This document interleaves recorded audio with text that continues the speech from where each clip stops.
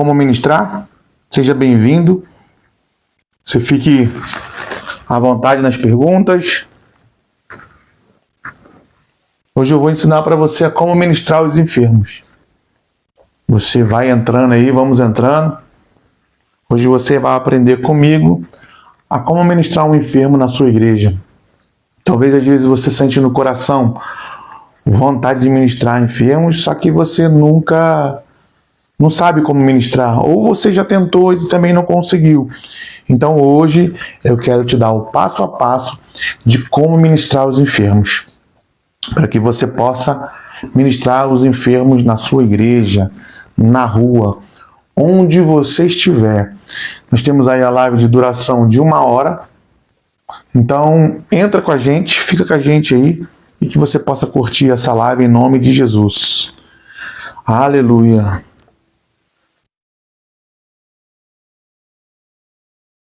Aleluia. Vou botar um louvor aqui.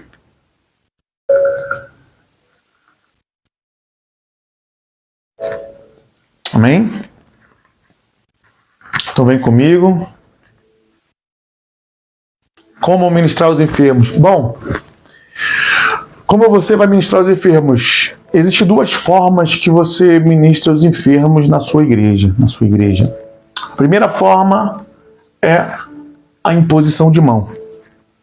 Então você vai impor as mãos. A Bíblia fala sobre imposição de mãos. A Bíblia fala que Moisés impôs a mão sobre Josué para transferir o poder e a autoridade que estava sobre ele. Os apóstolos tocavam nos enfermos. Jesus tocou nos enfermos para poder curar. Então, a imposição de mãos, inclusive em Hebreus 7, vai falar sobre a doutrina da imposição de mãos. Uma das doutrinas dos apóstolos era o batismo, imposição de mão, comunhão. Então, uma das formas em que você vai ministrar aos enfermos é a imposição de mão. Ela é a mais importante, é a mais comum. Eu ministro impondo as mãos. E também existe uma outra forma de curar os enfermos, que é pela nuvem de glória. Nuvem de glória. Isso aí é uma outra aula que eu vou dar aqui nesse canal, para que você possa entender o que é a nuvem de glória e como fazer a nuvem de glória. Então, quero falar hoje da imposição de mãos. A gente vai fazer a live até 1 hora aqui e que você possa estar conosco. A Bíblia vai dizer que quando o Senhor ele foi formar o homem, ele falou: façamos o homem a nossa imagem e semelhança. E depois de formar o homem, ele falou: o homem, dominai sobre todas as coisas. Então, Deus ele deu esse domínio ao homem para que ele possa governar sobre todas as coisas. Lá na tentação no deserto, você vai ver Satanás falando assim: ó, se você me prostrar e me adorar, eu te dou tudo isso, porque a mim foi entregue. Quando o homem peca, o homem entrega toda a autoridade ao inimigo das nossas almas, para ele fazer o que ele tem feito até hoje, nos acusar diante de Deus pelo nosso pecado. Mas quando Jesus ele veio à Terra, Paulo vai falar que ele é o segundo Adão. Por quê? Porque ele veio trazer essa autoridade para nós. Jesus veio nos resgatar das trevas e nos deu autoridade. Quando você for lá, ler no final de Mateus e no final de Marcos, vai ter a grande comissão, o grande ide. Jesus vai dizer assim: ó, toda a autoridade me foi dada. E ele pega a sua autoridade agora, ele vai comissionar os seus discípulos, os seus apóstolos. Ele vai dizer: vão, cure os enfermos, vão limpar os leprosos. Se vocês pisarem nos escorpiões e serpentes, nada lhe farão mal. Se vocês beberem algo mortífero, nada lhe farão mal. Por quê? Porque agora essa autoridade que o homem tinha perdido lá no Éden, Jesus veio resgatar para nós. Então é essa autoridade que Jesus veio nos dar. E uma das autoridades que Jesus nos deu foi ministrar aos enfermos. Em Isaías 61 vai dizer que o Espírito do Senhor está sobre ele para curar os enfermos, para libertar os cativos, oprimidos do diabo. Ou seja, a unção que veio sobre Jesus Jesus repartiu para nós. E essa unção de ministrar enfermos. Muitas vezes não sabemos como ministrar os enfermos. Às vezes estamos fazendo algo de bom coração, mas de forma errada.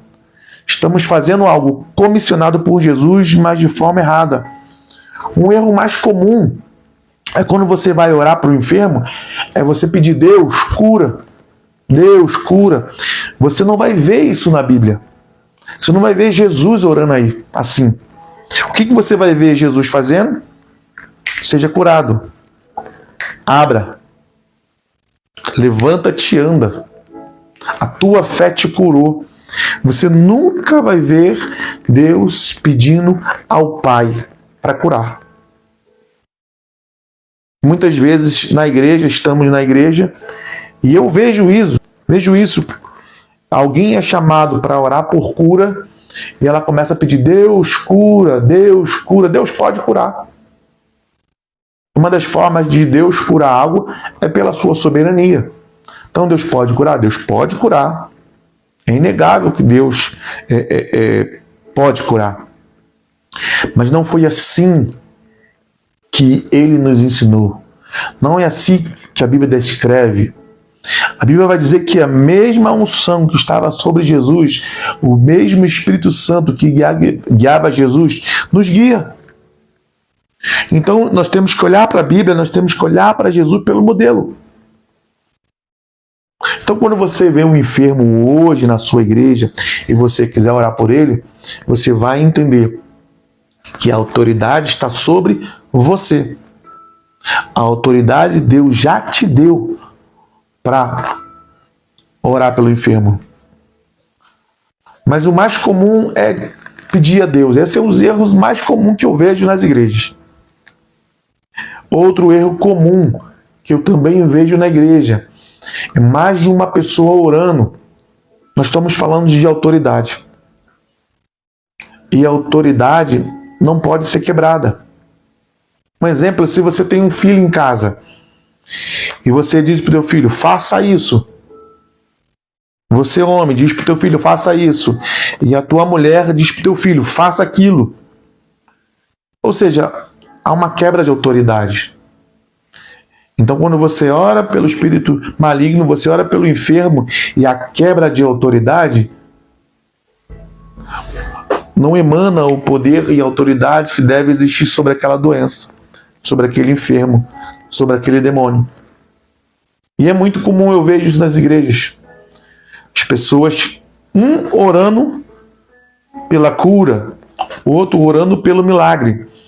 Cura e milagre são coisas diferentes. Cura e milagre não é a mesma coisa.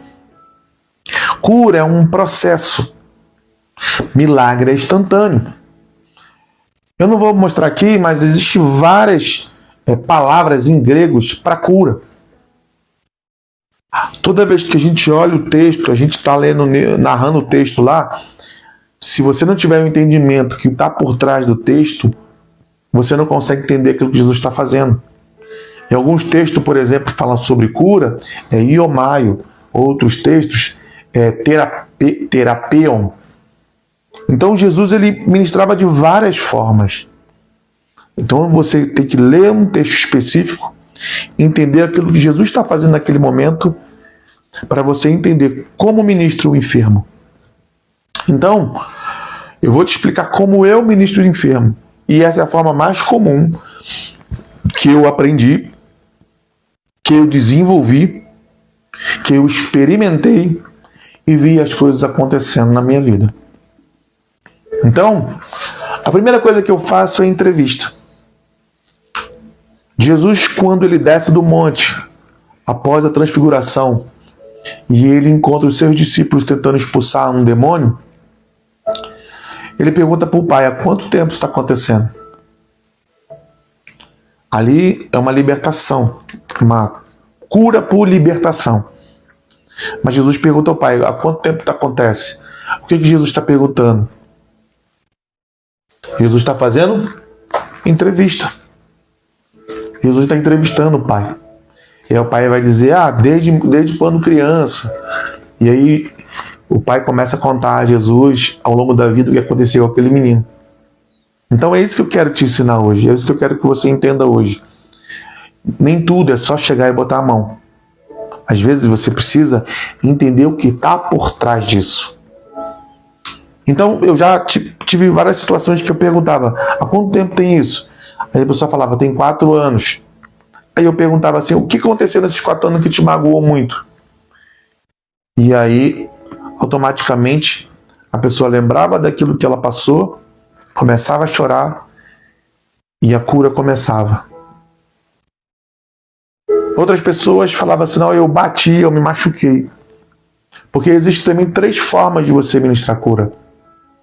A primeira forma de ministrar cura é você entender que é uma cura física. A pessoa se machucou, a pessoa bateu, a pessoa teve um acidente. E aí, ao longo desse período, não houve processo de cicatrização, não foi feita uma fisioterapia e a pessoa continua enferma. Aquilo ali é um desgaste natural do corpo. É uma doença, ou então a pessoa se alimentou mal a vida toda. Ela comeu mal a vida toda. Ela não teve uma vida saudável. E aí, através daqueles maus hábitos dela, várias doenças acometeram essa pessoa. Isso acontece também com o nosso corpo. É uma cura física, porque não está ligado à alma, não está ligada ao espírito dela, está ligada ao corpo físico. Então, maus hábitos da vida dela ou algum infortúnio, ela se machucou, ela bateu e aquilo ali fez com que ela passasse por aquele processo ali e aquela doença se perpetuasse na vida dela. Então, esse é o primeiro nível de cura, que é a cura do corpo. O segundo nível de cura, que eu chamo de cura da alma, se você for no meu YouTube, eu tenho um curso sobre cura da alma, falo cura interior, né? E se você assistir os vídeos, você vai ver que a cura interior, o que é? São processos que a pessoa passou ao longo da sua vida que magoaram ela, que feriram ela. Ou uma falta de paternidade, ou uma injustiça, ela foi injustiçada por alguma situação e aquilo feriu tão forte ela que começou a ter doenças psicossomáticas, ou um espírito de ofensa, porque essa pessoa teve ofensas contínuas na sua vida e agora ela se sente que tudo ali na sua volta está tentando oprimir ela. Então, o segundo nível, que chamamos de cura da alma, ele faz com que a alma da pessoa esteja doente. E você certamente conhece pessoas assim.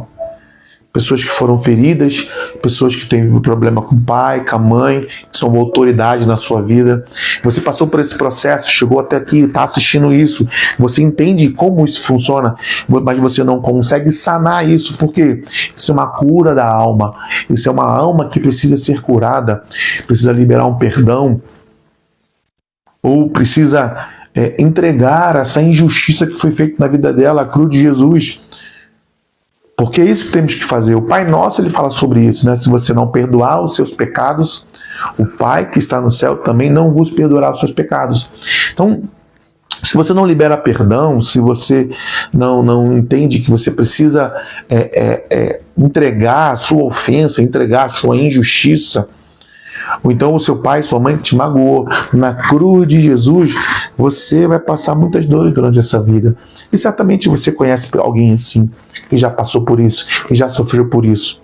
Por isso eu quero te ensinar hoje, e quero fazer você entender que Jesus cura, Jesus quer curar.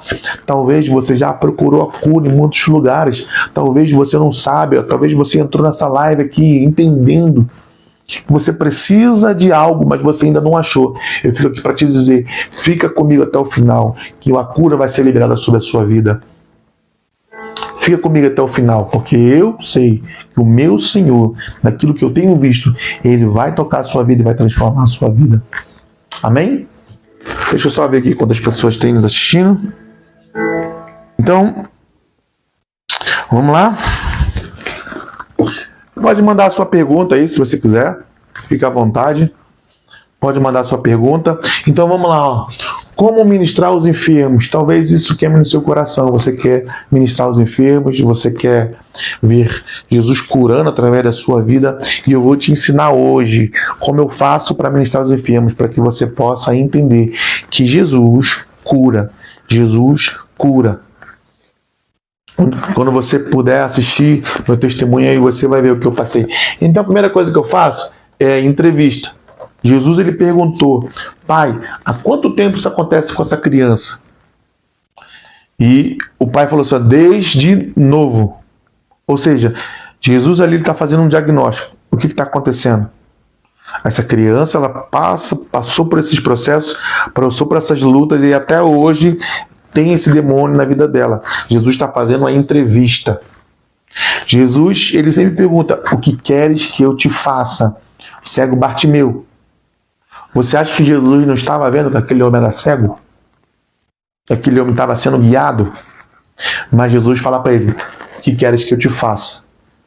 Jesus ele sempre vai perguntar. Por quê? Porque a entrevista é importante. E você vai sair daqui hoje entendendo como você vai orar por os enfermos. Como você vai orar por aquele que está ferido. Então Jesus perguntava: quanto tempo? E uma vez eu fui orar por uma senhora, 4 anos doente. E aí eu perguntei: o que aconteceu nesse período que te magoou muito? Quando ela jogou para fora as dores dela, eu já sabia como orar, orei e ela foi instantaneamente curada. 4 anos aquela mulher encurvada. Uma outra senhora também que eu fui orar por ela, ela passou por um momento de muita pressão no trabalho, se aposentou, ela começou a ter uma vida normal, mas a mente dela ainda estava agitada. O que aconteceu? Eu precisava ministrar uma libertação do trabalho dela, daquilo que ela estava vivendo lá atrás. Quando eu ministrei, aquela mulher nem andava direito, veio carregada. Quando eu ministrei naquela mulher, nos ossos dela, no corpo dela, na alma dela, ela foi curada. Porque a entrevista é importante. É na entrevista que você vai ver qual é o diagnóstico. Uma vez eu fui orar para uma pessoa, estava com dor de cabeça. E eu perguntei: quanto tempo você tem essa dor de cabeça? Ela está 2 semanas.